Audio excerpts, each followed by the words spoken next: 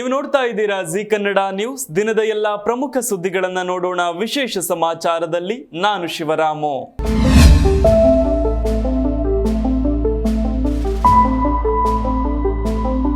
ವಯೋಸಹಜ ಕಾಯಿಲೆಯಿಂದ ಬಳಲುತ್ತಿದ್ದ 92 ವರ್ಷದ ಮಾಜಿ ಪ್ರಧಾನಿ ಮನಮೋಹನ್ ಸಿಂಗ್ ದೆಹಲಿಯ ಏಮ್ಸ್ ಆಸ್ಪತ್ರೆಯಲ್ಲಿ ಕೊನೆಯುಸಿರೆಳೆದಿದ್ದಾರೆ.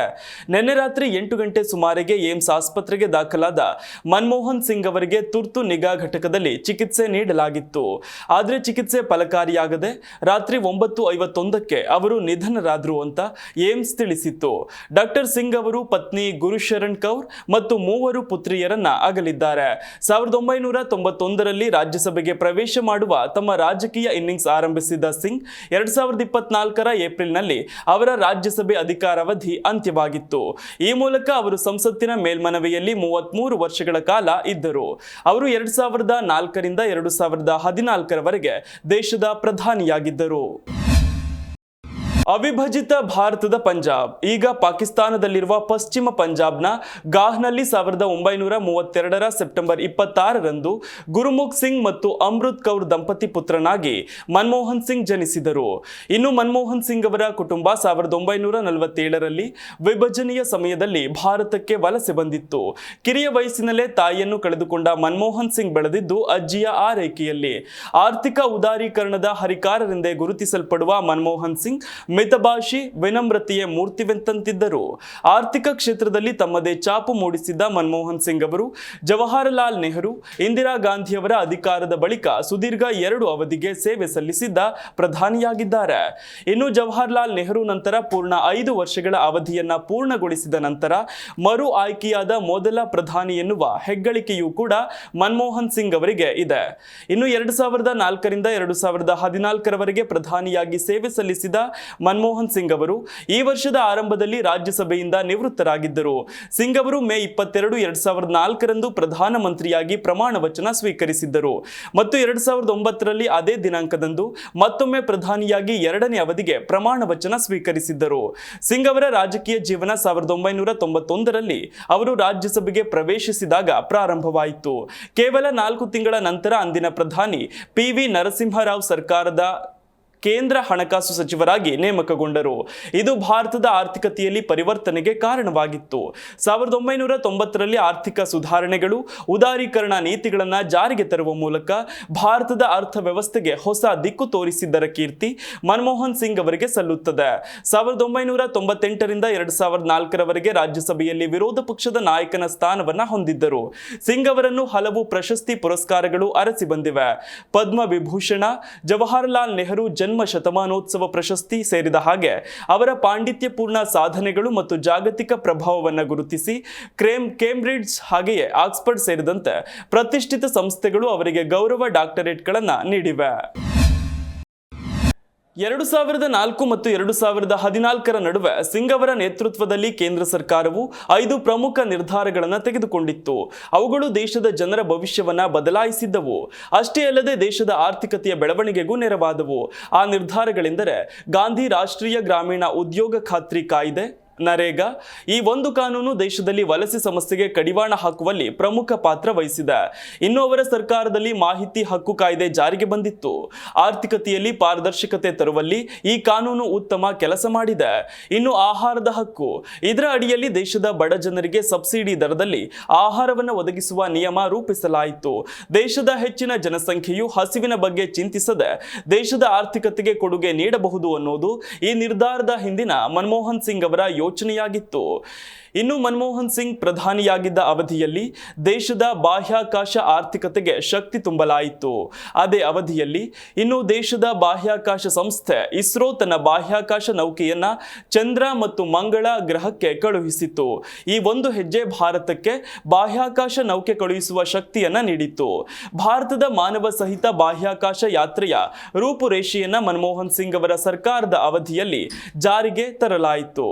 ಇನ್ನು ದೇಶದ ಆರ್ಥಿಕತೆ, ಯುವಕರು ಮತ್ತು ಭವಿಷ್ಯದ ಅಗತ್ಯಗಳನ್ನು ಅರ್ಥ ಮಾಡಿಕೊಂಡ ಅಂದಿನ ಪ್ರಧಾನಿ ಮನಮೋಹನ್ ಸಿಂಗ್ ಸರ್ಕಾರವು ಕೌಶಲಾಭಿವೃದ್ಧಿ ನಿಟ್ಟಿನಲ್ಲಿಯೂ ಕೂಡ ಕೆಲಸ ಮಾಡಿದೆ.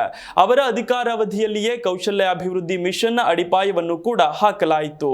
ಅದು ಇಂದು ಕೌಶಲ್ಯಾಭಿವೃದ್ಧಿ ಸಚಿವಾಲಯದ ರೂಪವನ್ನು ಪಡೆದುಕೊಂಡಿದೆ. ಡಾಕ್ಟರ್ ಮನಮೋಹನ್ ಸಿಂಗ್ ಹಾಗೂ ಅಮೆರಿಕದ ಮಾಜಿ ಅಧ್ಯಕ್ಷ ಬರಾಕ್ ಒಬಾಮಾ ಅವರ ಸ್ನೇಹ ವಿಶೇಷವಾಗಿತ್ತು. ಮನಮೋಹನ್ ಸಿಂಗ್ ಪ್ರಧಾನಿಯಾಗಿದ್ದಾಗಲೇ ಅಮೆರಿಕಕ್ಕೆ ಒಬಾಮಾ ಅಧ್ಯಕ್ಷರಾಗಿದ್ದರು. ಸಿಂಗ್ ಮಾತನಾಡುವಾಗ ಇಡೀ ಜಗತ್ತು ಕೇಳುತ್ತದೆ ಅಂತ ಬರಾಕ್ ಒಬಾಮಾ ತಮ್ಮ ಪುಸ್ತಕದಲ್ಲಿ ಬರೆದುಕೊಂಡಿದ್ದಾರೆ. ಇನ್ನು ಬರಾಕ್ ಒಬಾಮಾ ಅವರ ಎ ಪ್ರಾಮಿಸ್ಡ್ ಲ್ಯಾಂಡ್ ಪುಸ್ತಕದಲ್ಲಿ ಡಾಕ್ಟರ್ ಸಿಂಗ್ ಅವರನ್ನ ಹೊಗಳಿದ್ದರು. 2020ರಲ್ಲಿ ಬಿಡುಗಡೆಯಾದ ಈ ಪುಸ್ತಕದಲ್ಲಿ ಡಾಕ್ಟರ್ ಸಿಂಗ್ ಭಾರತದ ಆರ್ಥಿಕತೆಯ ಆಧುನೀಕರಣದ ಎಂಜಿನಿಯರ್ ಅಂತ ಒಬಾಮಾ ಬಣ್ಣಿಸಿದ್ದಾರೆ. ಡಾಕ್ಟರ್ ಸಿಂಗ್ ನೀತಿಗಳಿಂದ ಲಕ್ಷಾಂತರ ಭಾರತೀಯರು ಬಡತನದ ವಿಷ ವರ್ತುಲದಿಂದ ಹೊರಬಂದಿದ್ದಾರೆ. ಡಾಕ್ಟರ್ ಮನಮೋಹನ್ ಸಿಂಗ್ ಜೊತೆ ನನಗೆ ಆತ್ಮೀಯ ಸಂಬಂಧವಿದೆ ಅಂತ ಬರಾಕ್ ಒಬಾಮಾ ಹೇಳಿದ್ದರು. ನಾನು ಮನಮೋಹನ್ ಸಿಂಗ್ ಅವರ ದೊಡ್ಡ ಅಭಿಮಾನಿ. ಅವರು ಭಾರತದ ಆರ್ಥಿಕತೆಯನ್ನು ಆಧುನೀಕರಣಗೊಳಿಸಲು ಅಡಿಪಾಯ ಹಾಕಿದವರು. ನನ್ನ ದೃಷ್ಟಿಯಲ್ಲಿ ಡಾಕ್ಟರ್ ಸಿಂಗ್ ಬುದ್ಧಿವಂತ, ಚಿಂತನಾಶೀಲ, ರಾಜಕೀಯವಾಗಿ ಪ್ರಾಮಾಣಿಕ ವ್ಯಕ್ತಿ, ಭಾರತದ ಆರ್ಥಿಕ ತಿರುವಿನ ಮುಖ್ಯ ವಾಸ್ತುಶಿಲ್ಪಿ ಎಂದಿದ್ದರು. ಮಾಜಿ ಪ್ರಧಾನಿ ನಿಧನಕ್ಕೆ ಪ್ರಧಾನಿ ನರೇಂದ್ರ ಮೋದಿ ಸಂತಾಪ ಸೂಚಿಸಿದ್ದಾರೆ. ಟ್ವೀಟ್ ಮೂಲಕ ಸಂತಾಪ ಸೂಚಿಸಿರುವ ಪ್ರಧಾನಿ ನರೇಂದ್ರ ಮೋದಿ ತನ್ನ ಗಣ್ಯ ನಾಯಕನ ಅಗಲಿಕೆಗೆ ಭಾರತ ಶೋಕ ತಪ್ತವಾಗಿದೆ ಅಂತ ಬರೆದುಕೊಂಡಿದ್ದಾರೆ. ಮನಮೋಹನ್ ಸಿಂಗ್ ಅವರ ಕೊಡುಗೆಗಳನ್ನು ಸ್ಮರಿಸಿರುವ ಪ್ರಧಾನಿ ನರೇಂದ್ರ ಮೋದಿ, ಸಾಧಾರಣ ಹಿನ್ನೆಲೆಯಿಂದ ಬಂದಂತಹ ಮನಮೋಹನ್ ಸಿಂಗ್ ಅವರು ಗೌರವಾನ್ವಿತ ಅರ್ಥಶಾಸ್ತ್ರಜ್ಞರಾಗಿ ಬೆಳೆದರು. ವಿತ್ತ ಸಚಿವರಾಗಿ ಅವರು ಆರ್ಥಿಕ ನೀತಿಗಳಲ್ಲಿ ಛಾಪು ಮೂಡಿಸಿದ್ದಾರೆ. ಸಂಸತ್ತಿನಲ್ಲಿ ಅವರು ಒಳನೋಟವುಳ್ಳ ನಾಯಕರಾಗಿದ್ದರು. ನಮ್ಮ ಪ್ರಧಾನಿಯಾಗಿ ಅವರು ಜನಜೀವನವನ್ನ ಸುಧಾರಿಸುವುದಕ್ಕಾಗಿ ಶ್ರಮಿಸಿದ್ದಾರೆ ಅಂತ ಪ್ರಧಾನಿ ನರೇಂದ್ರ ಮೋದಿ ತಿಳಿಸಿದ್ದಾರೆ. ಸಿಂಗ್ ನಿಧನದ ಹಿನ್ನೆಲೆಯಲ್ಲಿ ರಾಜ್ಯ ಸರ್ಕಾರ 7 ದಿನಗಳ ಕಾಲ ಶೋಕಾಚರಣೆಯನ್ನ ಘೋಷಿಸಿದೆ. ಇಂದು ಶಾಲೆಗಳಿಗೆ ರಜೆ ನೀಡಲಾಗಿದೆ. ಇನ್ನು ಸಿಂಗ್ ನಿಧನಕ್ಕೆ ಸಂತಾಪ ಸೂಚಿಸಿರುವ ಸಿಎಂ ಸಿದ್ದರಾಮಯ್ಯ ಟ್ವೀಟ್ ಮಾಡಿ, ಮಾಜಿ ಪ್ರಧಾನಿ ಮನಮೋಹನ್ ಸಿಂಗ್ ಅವರ ನಿಧನದಿಂದ ದುಃಖಿತನಾಗಿದ್ದೇನೆ. ಅಪಾರ ಜ್ಞಾನ, ದೂರದೃಷ್ಟಿಯ ಆಲೋಚನೆ ಹಾಗೂ ಸಮರ್ಥ ನಾಯಕತ್ವವು ಭಾರತದ ನೆಲದಲ್ಲಿ ಅವರನ್ನ ಅಮರವಾಗಿಸಲಿದೆ. ಮನಮೋಹನ್ ಸಿಂಗ್ ಅವರು ಪ್ರಧಾನಿಯಾಗಿದ್ದಾಗ ನಾನು ಮೊದಲ ಬಾರಿಗೆ ಮುಖ್ಯಮಂತ್ರಿಯಾಗಿ ಅಧಿಕಾರ ವಹಿಸಿಕೊಂಡೆ. ಈ ಸಂದರ್ಭದಲ್ಲಿ ನಮ್ಮ ಸರ್ಕಾರದ ಯೋಜನೆಗಳಿಗೆ ಅವರಿಂದ ದೊರೆತ ಮಾರ್ಗದರ್ಶನ ಹಾಗೂ ಬೆಂಬಲವನ್ನ ಸ್ಮರಿಸಲೇಬೇಕು. ಯುಪಿಎ ಸರ್ಕಾರದ ಆಹಾರ ಹಕ್ಕು ಕಾಯ್ದೆಯು ನಮ್ಮ ನಾಡಿನ ಪ್ರಗತಿಯ ಹಾದಿಗೆ ಹೊಸ ಆಯಾಮ ಕಲ್ಪಿಸಿಕೊಟ್ಟಿದೆ ಅಂತ ಸಿಎಂ ಸಿದ್ದರಾಮಯ್ಯ ಹೇಳಿದ್ದಾರೆ.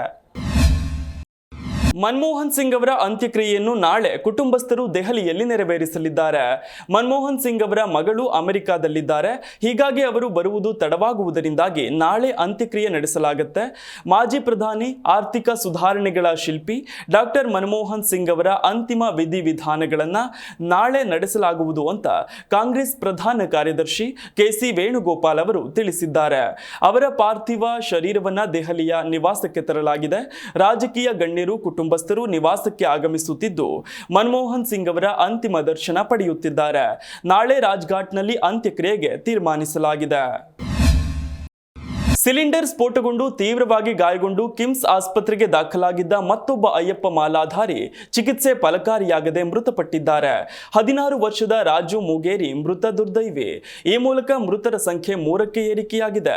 ಡಿಸೆಂಬರ್ 22ರಂದು ಸಾಯಿನಗರದ ಈಶ್ವರ ದೇವಸ್ಥಾನದಲ್ಲಿ ಸಿಲಿಂಡರ್ ಸ್ಫೋಟಗೊಂಡು 9 ಜನ ಅಯ್ಯಪ್ಪ ಮಾಲಾಧಾರಿಗಳು ಗಾಯಗೊಂಡಿದ್ದರು. 9 ಜನರನ್ನು ಕೂಡ ಕಿಮ್ಸ್ ಆಸ್ಪತ್ರೆಗೆ ದಾಖಲಿಸಲಾಗಿತ್ತು. ಈವರೆಗೆ 3 ಮೃತಪಟ್ಟಿದ್ದು ಉಳಿದ 6 ಜನರಿಗೆ ಚಿಕಿತ್ಸೆ ಮುಂದುವರೆದಿದೆ.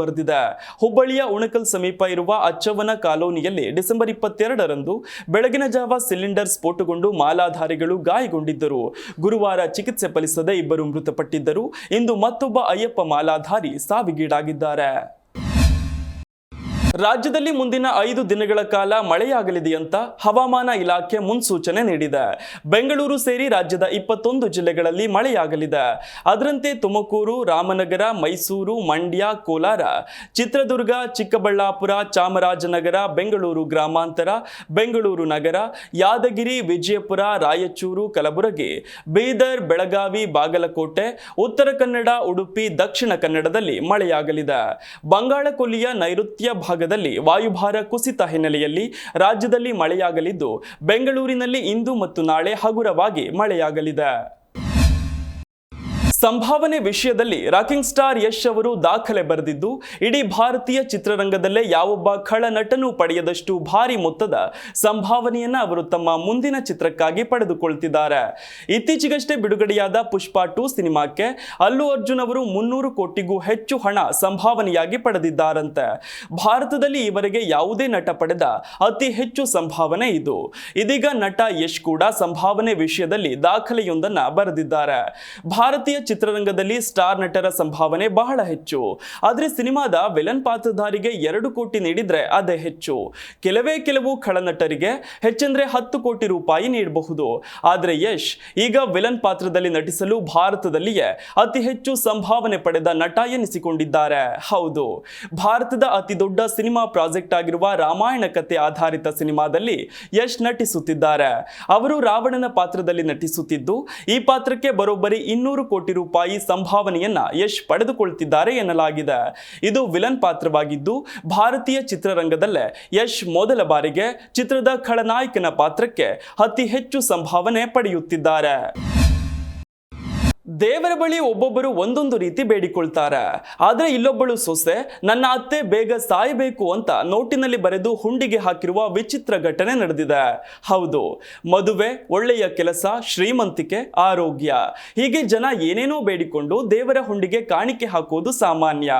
ಆದರೆ ಕಲಬುರಗಿಯ ಅಫಜಲಪುರ ತಾಲೂಕಿನ ಗತ್ತರಗಿ ಗ್ರಾಮದಲ್ಲಿರುವ ಭಾಗ್ಯವಂತಿ ದೇವಿ ದೇವಾಲಯದ ಹುಂಡಿಯಲ್ಲಿ ಹಾಕಲಾಗಿದ್ದ 20 ರೂಪಾಯಿ ನೋಟಿನಲ್ಲಿ ತಾಯಿ ನಮ್ಮ ಅತ್ತೆ ಬೇಗ ಸಾಯಬೇಕು ತಾಯಿ ಅಂತ ಬರೆದು ಹಾಕಿದ್ದಾರೆ. ಉತ್ತರ ಕರ್ನಾಟಕ ಭಾಗದ ಪ್ರಸಿದ್ಧ ದೇವಸ್ಥಾನವಾಗಿರುವ ಭಾಗ್ಯವಂತಿ ದೇವಿಯ ಹುಂಡಿ ಎಣಿಕೆ ವೇಳೆ ಈ ರೀತಿಯಾಗಿ ಬರೆದಿರುವ ನೋಟು ಪತ್ತೆಯಾಗಿದೆ. ಸದ್ಯ ದೇವಾಲಯದ ಹುಂಡಿಯಲ್ಲಿ 60 ಲಕ್ಷ ರೂಪಾಯಿ ನಗದು, 200 ಗ್ರಾಂ ಚಿನ್ನಾಭರಣ ಹಾಗೂ 1 ಕೆಜಿ ಬೆಳ್ಳಿ ಸಂಗ್ರಹಗೊಂಡಿದೆ. ಮೊಬೈಲ್ ಕೊಡಲ್ಲ, ಟಿವಿ ನೋಡಬೇಡ ಅಂತ ತಾಯಿ ಬೈದು ಬುದ್ಧಿ ಹೇಳಿದ್ದಕ್ಕೆ ವಿದ್ಯಾರ್ಥಿನಿ ಕಳೆನಾಶಕ ಕುಡಿದು ಆತ್ಮಹತ್ಯೆ ಮಾಡಿಕೊಂಡಿರುವ ಘಟನೆ ನಡೆದಿದೆ. ಶಿವಮೊಗ್ಗ ಜಿಲ್ಲೆಯ ಹಾರನಹಳ್ಳಿಯಲ್ಲಿ 20 ವರ್ಷದ ಧನುಶ್ರೀ ತಾಯಿಯ ಮಾತಿಗೆ ಮನನೊಂದು ಆತ್ಮಹತ್ಯೆ ಮಾಡಿಕೊಂಡಿದ್ದಾರೆ. ಕಾಲೇಜು ಮುಗಿಸಿ ಮನೆಗೆ ಬಂದಾಗ ಮೊಬೈಲ್ ನೋಡುತ್ತಾ ಕೂರಬೇಡ, ಮನೆ ಕೆಲಸಕ್ಕೆ ಸ್ವಲ್ಪ ಸಹಾಯ ಮಾಡುವಂತ ತಾಯಿ ಬೈದು ಬುದ್ಧಿ ಹೇಳಿದ್ದಾರೆ, ಗದರಿದ್ದಾರೆ. ಇಷ್ಟಕ್ಕೆ ಧನುಶ್ರೀ ಕಳೆನಾಶಕ ಕುಡಿದು ಆತ್ಮಹತ್ಯೆಗೆ ಯತ್ನಿಸಿದ್ದಾರೆ. ತಕ್ಷಣವೇ ಅವರನ್ನ ಆಸ್ಪತ್ರೆಗೆ ದಾಖಲಿಸಲಾಗಿದೆ. ಆದರೆ 3 ದಿನ ನಿರಂತರ ಚಿಕಿತ್ಸೆಯ ಬಳಿಕವೂ ಕೂಡ ಚಿಕಿತ್ಸೆ ಫಲಕಾರಿಯಾಗದೆ ಧನುಶ್ರೀ ಸಾವನ್ನಪ್ಪಿದ್ದಾರೆ. ಮಗಳನ್ನ ಕಳೆದುಕೊಂಡ ತಂದೆ ತಾಯಿ ಆಕ್ರಂದನ ಮುಗಿಲು ಮುಟ್ಟಿದೆ. ಸಾಕಿ ಸಲಹಿದ ಮೇಲೆ ಮಕ್ಕಳಿಗೆ ಬುದ್ಧಿವಾದ ಹೇಳೋದೇ ತಪ್ಪ, ಬೇರೆ ಯಾವ ಮಕ್ಕಳು ಕೂಡ ನನ್ನ ಮಗಳ ರೀತಿ ತಪ್ಪು ನಿರ್ಧಾರ ತೆಗೆದುಕೊಳ್ಳಬೇಡಿ ಅಂತ ಧನುಶ್ರೀ ಪೋಷಕರು ಕಣ್ಣೀರು ಹಾಕಿ ಮನವಿ ಮಾಡಿದ್ದಾರೆ. ನನ್ನ ಹೆಂಡತಿ ಗರ್ಭಿಣಿ, ಆಕೆಯ ಹೆರಿಗೆಯ ವೇಳೆಗೆ ರಜೆ ಬೇಕೆಂದು ಕೋರಿ 700 ಪೊಲೀಸರು ಇದೊಂದೇ ಕಾರಣ ನೀಡಿ ರಜೆ ಕೇಳಿರುವ ಕುತೂಹಲಕಾರಿ ಘಟನೆ ವರದಿಯಾಗಿದೆ. ಅಂದಹಾಗೆ ಜನವರಿಯಲ್ಲಿ ಉತ್ತರ ಪ್ರದೇಶದ ಪ್ರಯಾಗ್ರಾಜ್ನಲ್ಲಿ ನಡೆಯಲಿರುವ ಮಹಾ ಕುಂಭಮೇಳಕ್ಕೆ ಭರದ ಸಿದ್ಧತೆಗಳು ನಡೆಯುತ್ತಿವೆ. ಕುಂಭಮೇಳಕ್ಕೆ ಕೋಟಿಗಟ್ಟಲೆ ಭಕ್ತರು ಆಗಮಿಸುವ ನಿರೀಕ್ಷೆ ಇದ್ದು, ಅವರ ಭದ್ರತೆಗಾಗಿ ವಿವಿಧ ರಾಜ್ಯಗಳಿಂದ ಸಾವಿರಾರು ಪೊಲೀಸರನ್ನ ನಿಯೋಜಿಸಲಾಗಿದೆ. ಮಹಾ ಕುಂಭಮೇಳಕ್ಕೆ ಸುಮಾರು 6,000 ಪೊಲೀಸರನ್ನ ನಿಯೋಜಿಸಲಾಗಿದ್ದು, ಈ ಪೈಕಿ 1,200 ಸಿಬ್ಬಂದಿ ರಜೆಗಾಗಿ ಅರ್ಜಿ ಸಲ್ಲಿಸಿದ್ದಾರೆ. ಇವರಲ್ಲಿ 700 ಪೊಲೀಸರು ರಜೆಗೆ ನೀಡಿರುವ ಕಾರಣ ಒಂದೇ ಅನ್ನೋದು ಅಚ್ಚರಿಯ ಸಂಗತಿ. ಪತ್ನಿಯ ಹೆರಿಗೆ ಕಾರಣ ನೀಡಿ ಕುಂಭಮೇಳ ಭದ್ರತೆಗೆ ನಿಯೋಜನೆಯಾಗಿದ್ದ 700 ಪೊಲೀಸರು ರಜೆ ಕೇಳಿದ್ದಾರೆ. ಕೆಲವು ಪೊಲೀಸರ ಪತ್ನಿಗೆ ಜನವರಿಯಲ್ಲಿ ಹೆರಿಗೆಯಾಗಲಿದ್ದು, ಇನ್ನು ಕೆಲವರ ಪತ್ನಿಯರಿಗೆ ಡಿಸೆಂಬರ್ ಅಂತ್ಯಕ್ಕೂ ಮುನ್ನವೇ ಹೆರಿಗೆಯಾಗುವ ನಿರೀಕ್ಷೆ ಇದೆಯಂತೆ. ಹೀಗೆ ಇಷ್ಟು ಪೊಲೀಸ್ ಸಿಬ್ಬಂದಿ ಒಂದೇ ಕಾರಣ ನೀಡಿ ರಜೆ ಕೇಳಿರುವುದು ಮಹಾ ಕುಂಭಮೇಳದ ಭದ್ರತಾ ವ್ಯವಸ್ಥೆಗಳನ್ನ ನೋಡಿಕೊಳ್ಳುತ್ತಿರುವ ಅಧಿಕಾರಿಗಳನ್ನೇ ದಂಗಾಗಿಸಿದೆ. ತಮಿಳುನಾಡಿನ ವಿಶ್ವವಿದ್ಯಾಲಯವೊಂದರಲ್ಲಿ ವಿದ್ಯಾರ್ಥಿನಿಯ ಮೇಲೆ ಲೈಂಗಿಕ ದೌರ್ಜನ್ಯ ಎಸಗಿದ ಪ್ರಕರಣಕ್ಕೆ ಸಂಬಂಧಿಸಿದಂತೆ ಅಲ್ಲಿನ ಡಿಎಂಕೆ ಸರ್ಕಾರದ ನಡೆಯನ್ನು ಖಂಡಿಸಿ ಬಿಜೆಪಿ ರಾಜ್ಯಾಧ್ಯಕ್ಷ ಅಣ್ಣಾಮಲೈ ಡಿಎಂಕೆ ಸರ್ಕಾರವನ್ನ ಅಧಿಕಾರದಿಂದ ಕೆಳಗಿಳಿಸುವವರೆಗೆ ಚಪ್ಪಲಿ ಧರಿಸುವುದಿಲ್ಲ ಅಂತ ಪ್ರತಿಜ್ಞೆ ಮಾಡಿದ್ದಾರೆ. ಅಲ್ಲದೆ ಡಿಎಂಕೆ ಸರ್ಕಾರದಿಂದ ರಾಜ್ಯದ ಕಾನೂನು ಸುವ್ಯವಸ್ಥೆ ಹಾಳಾಗಿದೆ ಅಂತ ಆರೋಪಿಸಿರುವ ಅವರು ತಮಗೆ ತಾವೇ ಚಾಟಿ ಬೀಸಿಕೊಂಡು ಶಿಕ್ಷೆ ಕೊಟ್ಟುಕೊಂಡಿದ್ದು, ಘಟನೆ ಖಂಡಿಸಿ ಸರ್ಕಾರದ ವಿರುದ್ಧ 48 ದಿನಗಳವರೆಗೆ ನಾನು ಉಪವಾಸ ಮಾಡಲಿದ್ದೇನೆ ಎಂದಿದ್ದಾರೆ. ಈ ಮೂಲಕ ಡಿಎಂಕೆ ಸರ್ಕಾರವನ್ನು ಅಧಿಕಾರದಿಂದ ಕಿತ್ತೊಗೆಯುವವರೆಗೂ ಕೂಡ ಚಪ್ಪಲಿ ಧರಿಸಲ್ಲ ಅಂತ ಅಣ್ಣಾಮಲೈ ಶಪಥ ಮಾಡಿದ್ದಾರೆ. ಇನ್ನು ಲೈಂಗಿಕ ದೌರ್ಜನ್ಯ ಪ್ರಕರಣದಲ್ಲಿ ಸಂತ್ರಸ್ತೆಯ ಹೆಸರು, ಫೋನ್ ನಂಬರ್ ಹಾಗೆ ಇತರೆ ವೈಯಕ್ತಿಕ ವಿವರಗಳನ್ನು ಬಹಿರಂಗಪಡಿಸಿದ್ದಕ್ಕಾಗಿ ಅಣ್ಣಾಮಲೈ ತಮಿಳುನಾಡು ರಾಜ್ಯ ಪೊಲೀಸರನ್ನ ತರಾಟೆಗೆ ತೆಗೆದುಕೊಂಡಿದ್ದಾರೆ. ಇನ್ನು ಎಫ್ಐಆರ್ ಸೋರಿಕೆ ಮಾಡುವ ಮೂಲಕ ಸಂತ್ರಸ್ತೆಯ ಗುರುತನ್ನ ಬಹಿರಂಗಪಡಿಸಿದ್ದೀರಿ, ಅಲ್ಲದೆ ಇದು ಆಕೆಯ ಪ್ರತಿಷ್ಠೆಗೂ ಕಳಂಕ ತಂದಿದೆ. ಹೀಗೆ ಎಫ್ಐಆರ್ ಸೋರಿಕೆ ಮಾಡಿದ್ದಕ್ಕೆ ಪೊಲೀಸರು ಮತ್ತು ಡಿಎಂಕೆ ಸರ್ಕಾರಕ್ಕೆ ನಾಚಿಕೆಯಾಗಬೇಕು ಅಂತ ಕಿಡಿಕಾರಿದ್ದಾರೆ. ಇದಿಷ್ಟು ಇವರೆಗಿನ ಪ್ರಮುಖ ಸುದ್ದಿ. ನೋಡ್ತಾ ಇರಿ ಜಿ ಕನ್ನಡ ನ್ಯೂಸ್, ಸತ್ಯವೇ ಸುದ್ದಿಯ ಜೀವಾಳ.